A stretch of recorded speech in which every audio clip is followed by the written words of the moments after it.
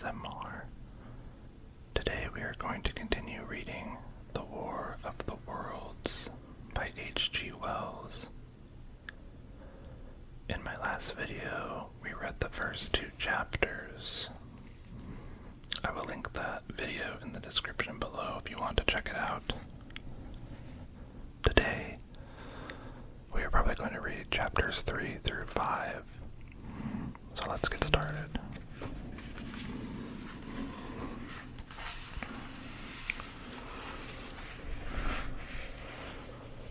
Chapter 3 on Horsell Common. I found a little crowd of perhaps 20 people surrounding the huge hole in which the cylinder lay.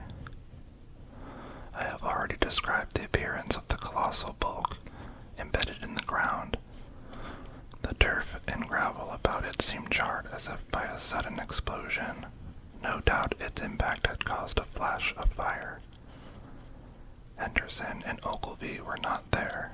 I think they perceived that nothing was to be done for the present, and had gone away to breakfast at Henderson's house. There were 4 or 5 boys sitting on the edge of the pit, with their feet dangling and amusing themselves, until I stopped them by throwing stones at the giant mass. After I had spoken to them about it, they began playing at touch in and out of the group of bystanders. Among these were a couple of cyclists, a jobbing gardener I had employed sometimes, a girl carrying a baby, Greg the butcher and his little boy, and 2 or 3 loafers and golf caddies who were accustomed to hang about the railway station. There was very little talking. Few of the common people in England had anything but the vaguest astronomical ideas in those days. Most of them were staring quietly at the big table-like end of the cylinder, which was still as Ogilvy and Henderson had left it. I fancy the popular expectation of a heap of charred corpses was disappointment at this inanimate bulk. Some went away while I was there, and other people came. I clambered into the pit and fancied I heard a faint movement under my feet. The top had certainly ceased to rotate. It was only when I got thus close to it that the strangeness of this object was at all evident to me. At the first glance, it was really no more exciting than an overturned carriage or a tree blown across the road. Not so much so, indeed, it looked like a rusty gas float. It required a certain amount of scientific education to perceive that the grayscale of the thing was no common oxide, that the yellowish-white metal that gleamed in the crack between the lid and the cylinder had an unfamiliar hue. Extraterrestrial had no meaning for most of the onlookers. At that time it was quite clear in my own mind that the thing had come from the planet Mars, but I judged it improbable that it contained any living creature. I thought that the unscrewing might be automatic. In spite of Ogilvy, I still believed that there were men in Mars.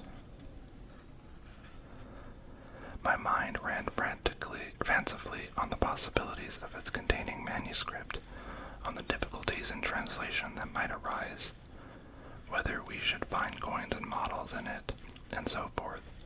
It was a little too large for assurance on this idea. I felt an impatience to see it open. About 11, as nothing seemed happening, I walked back, full of such thoughts, to my home in Maybury. But I found it difficult to get to work upon the abstract investigations. In the afternoon, the appearance of the common had altered very much. The early editions of the evening papers had startled London with enormous headlines. A message received from Mars, remarkable story from Woking, and so forth. In addition, Ogilvy's wire to the Astronomical Exchange had roused every observatory in the 3 kingdoms. There were half a dozen flies or more from the Woking station, standing in the road by the sandpits, a basket chase from Chobham, and a rather lordly carriage. Besides that, there was quite a heap of bicycles. In addition, a large number of people must have walked, in spite of the heat of the day, from Woking and Chertsey, so that there was altogether quite a considerable crowd. One or two gaily dressed ladies among the others. It was glaringly hot, not a cloud in the sky, nor a breath of wind, and the only shadow was that of the few scattered pine trees. The burning heather had been extinguished, but the level ground towards Ottershaw was blackened as far as one could see, and still giving off vertical streamers of smoke. An enterprising sweet-stuff dealer in the Chobham Road had sent up his son with a barrow load of green apples and ginger beer. Going to the edge of the pit, I found it occupied by a group of about half a dozen men, Henderson, Ogilvy, and a tall, fair man that I afterwards learnt was Stent, the astronomer royal, with several workmen wielding spades and pickaxes. Stent was giving directions in a clear, high-pitched voice. He was standing on the cylinder, which was now evidently much cooler.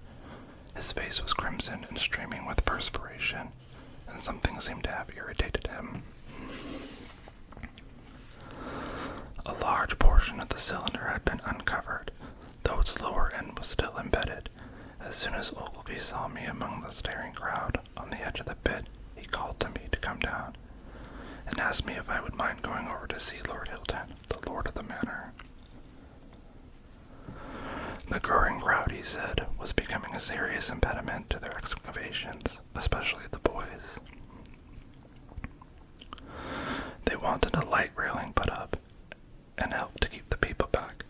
He told me that a faint stirring was occasionally still audible within the case, but that the workmen had failed to unscrew the top, as it afforded no grip to them. The case appeared to be enormously thick, and it was possible that the faint sounds we heard represented a noisy tumult in the interior.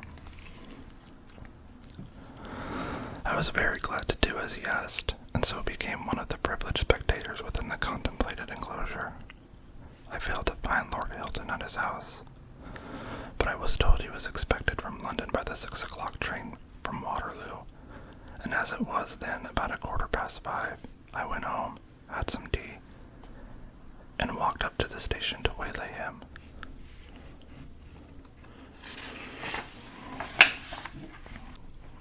Chapter 4. The cylinder opens.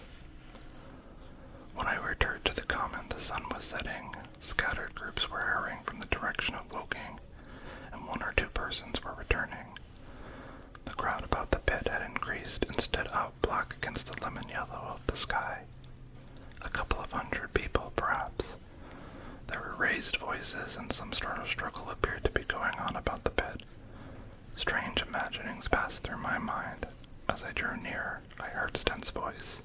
"Keep back! Keep back!" A boy came running towards me. "It's a movin'," he said to me as he passed. "A screwin' and a screwin' out. I don't like it. I'm a-goin' home, I am." I went on to the crowd. There was really, I should think, 200 or 300 people elbowing and jostling one another, the 1 or 2 ladies there being by no means the least active. "He's fallen into the pit," cried someone. "Keep back," said several. The crowd swayed a little, and I elbowed my way through. Everyone seemed greatly excited. I heard a peculiar humming sound from the pit. "I say," said Ogilvy, "help keep these idiots back. We don't know what's on the compounded thing, you know." I saw a young man, a shop assistant in Woking, I believe he was, standing on the cylinder, and trying to scramble out of the hole again. The crowd had pushed him in. The end of the cylinder was being screwed out from within. Nearly 2 feet of shining screws projected. Somebody blundered against me, and I nearly missed being pitched onto the top of the screw. I turned, and as I did so, the screw must have come out, for the lid of the cylinder fell upon the gravel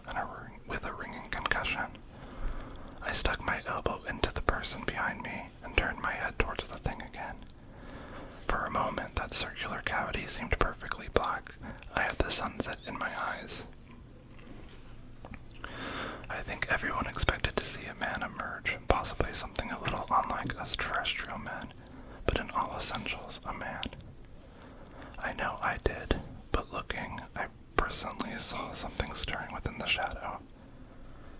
Grayish, billowy movements, one above another, and then two luminous discs, like eyes. Then something resembling a little gray snake, about the thickness of a walking stick, coiled up out of the writhing middle and wriggled in the air towards me, and then another. A sudden chill came over me. There was a loud shriek from a woman behind. I half turned, keeping my eyes fixed upon the cylinder still, from which other tentacles were now projecting, and began pushing my way from the edge of the pit. I saw astonishment giving place to horror on the faces of the people about me. I heard inarticulate exclamations on all sides. There was a general movement backwards. I saw the shopman struggling still at the edge of the pit. I found myself alone and saw the people on the other side of the pit running off. Stent among them, I looked again at the cylinder. An ungovernable terror gripped me. I stood petrified and staring. A big grayish rounded bulk, the size, perhaps, of a bear, was rising slowly and painfully out of the cylinder. As it bulged up and caught the light, it glistened like wet leather. Two large dark-colored eyes were regarding me steadfastly. The mass that framed them, the head of the thing, was rounded and had, one might say, a face.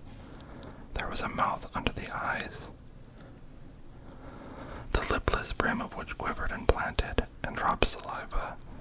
The whole creature heaved and pulsated convulsively.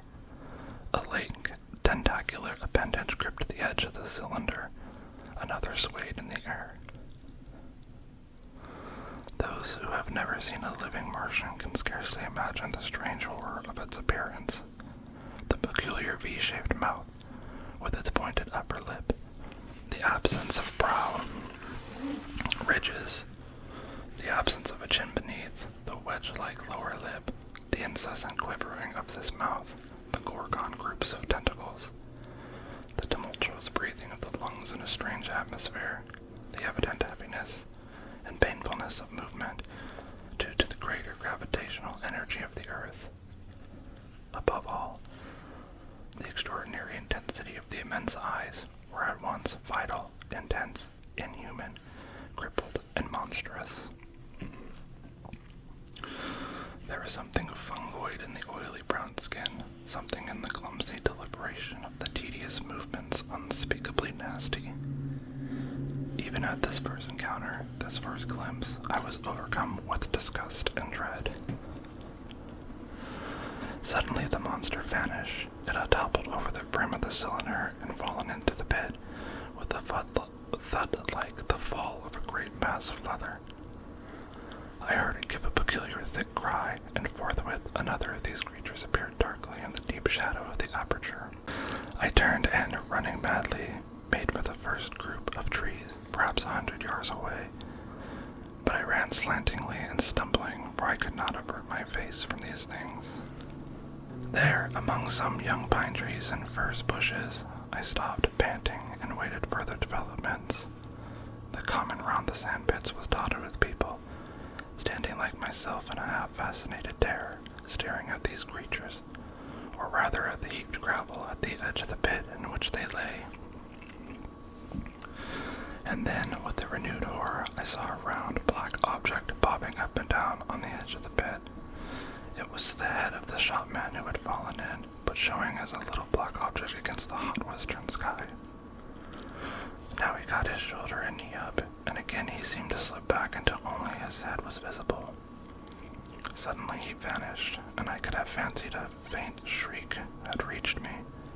I had a momentary impulse to go back and help him, that my fears overruled.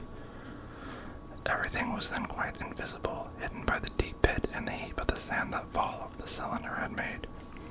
Anyone coming along the road from Jobham or Woking would have been amazed at the sight, a dwindling multitude of perhaps 100 people or more, standing in a great irregular circle, in ditches, behind bushes, behind gates and hedges, saying little to one another, and that in short, excited shouts and staring hard at a few heaps of sand. The bar of ginger beer stood, a queer derelict, black against the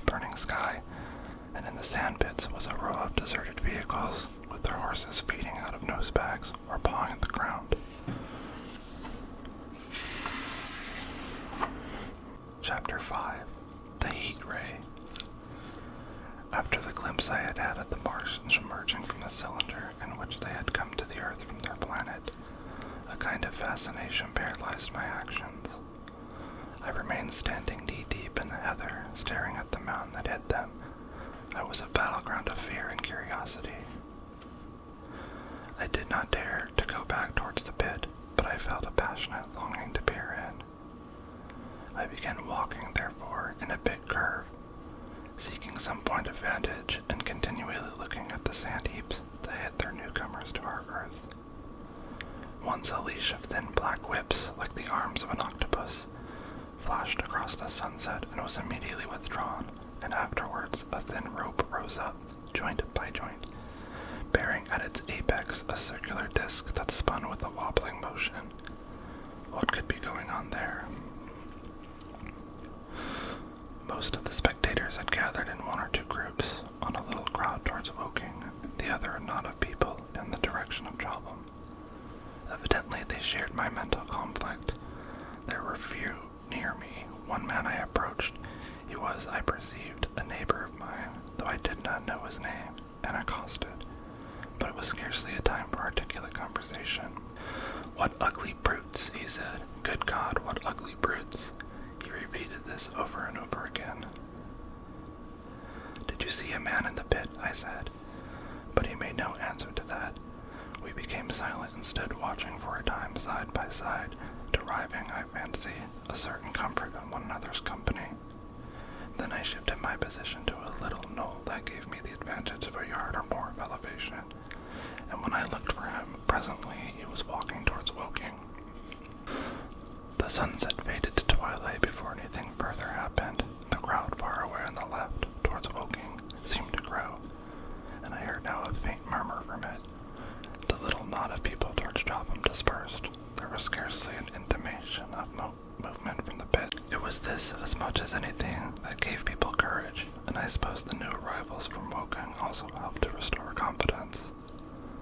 At any rate, as the dusk came on, a slow, intermittent movement upon the sand pits began, a movement that seemed to gather force as the stillness of the evening about the cylinder remained unbroken. Vertical black figures in twos and threes would advance, stop, watch, and advance again, spreading out as they did so in a thin, irregular crescent that promised to enclose the pit in its attenuated horns. I, too, on my side, began to move towards the pit. Then I saw some cabmen and others had walked boldly into the sand pits, and I heard the clatter of hoofs and the grind of wheels. I saw a lad trundling off the pair of apples, and then within 30 yards of the pit, advancing from the direction of Horsell, I noted a little black knot of men, the foremost of whom was waving a white flag. This was the deputation. There had been a hasty consultation, and since the Martians were evidently, in spite of their repulsive forms, intelligent creatures, it had been resolved to show them, by approaching them with signals, that we too were intelligent. Flutter, flutter went the flag, first to the right, then to the left. It was too far for me to recognize anyone there, but afterwards I learned that Ogilvy, Stent, and Henderson were with others in this attempt at communication. This little group had in its advance dragged inward, so to speak, the circumference of the now almost complete circle of people, and a number of dim black figures followed it at discreet distances.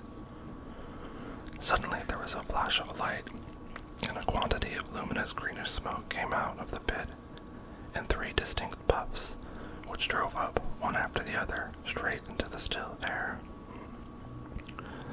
This smoke, or flame perhaps, would be a better word for it, was so bright that the deep blue sky overhead and the hazy stretches of brown common towards Chertsey, set with black pine trees, seemed to darken abruptly as these puffs arose, and to remain the darker after their dispersal.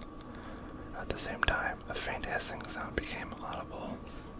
Beyond the pit stood the little wedge of people with the white flag at its apex, arrested by these phenomena, a little knot of small vertical black shapes above the black ground. As the green smoke arose, their faces flashed out pallid green and faded again, as it vanished. Then slowly the hissing passed into a humming, into a long, loud, droning noise. Slowly a humped shape rose out of the pit, and the ghost of a beam of light seemed to flicker from it. Forthwith flashes of actual flame, a bright glare leaping from one to another, sprang from the scattered group of men. It was as if some invisible jet impinged upon them and flashed into white flame. It was as if each man were suddenly and momentarily turned to fire. Then, by the light of their own destruction, I saw them staggering and falling, and their supporters turning to run. I stood staring, not as yet realizing that this was death leaping from man to man in the little distant crowd.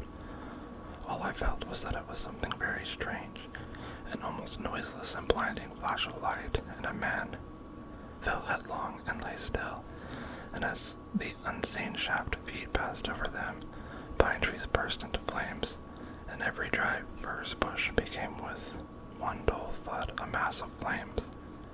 And far away towards Nab Hill I saw the flashes of trees and edges of wooden buildings subtly set alight.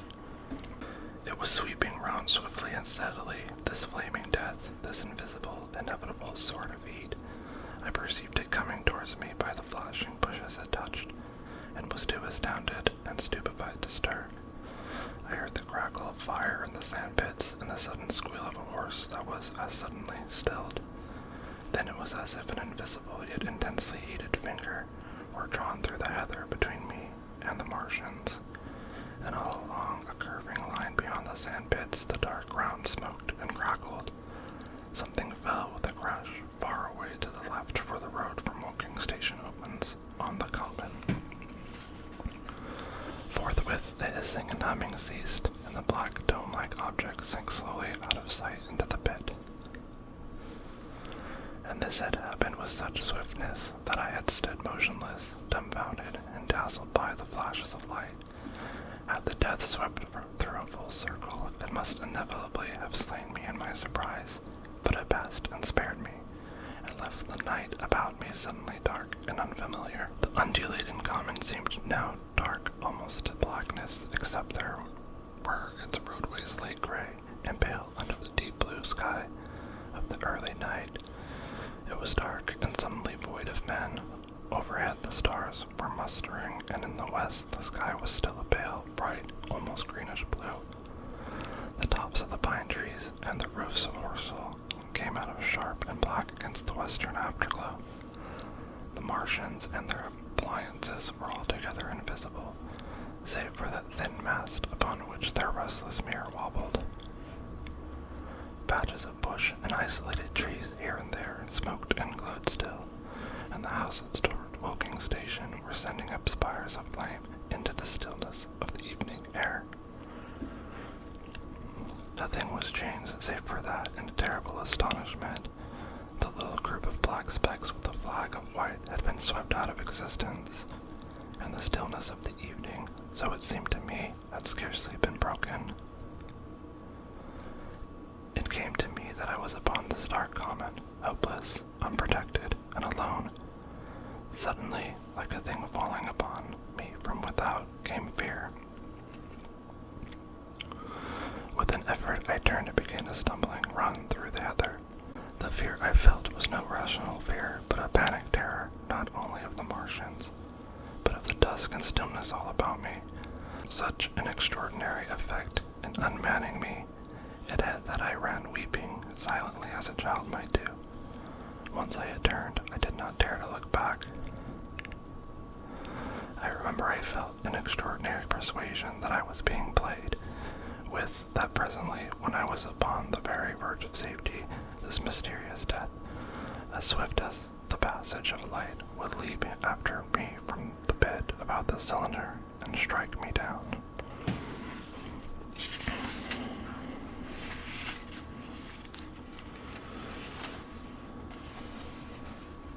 We're going to go ahead and stop there for today. I hope you enjoyed me reading chapters 3 through 5 of The War of the Worlds by H.G. Wells. I will link the first video in the description below if you'd like to check that out. And if you liked this video, please remember to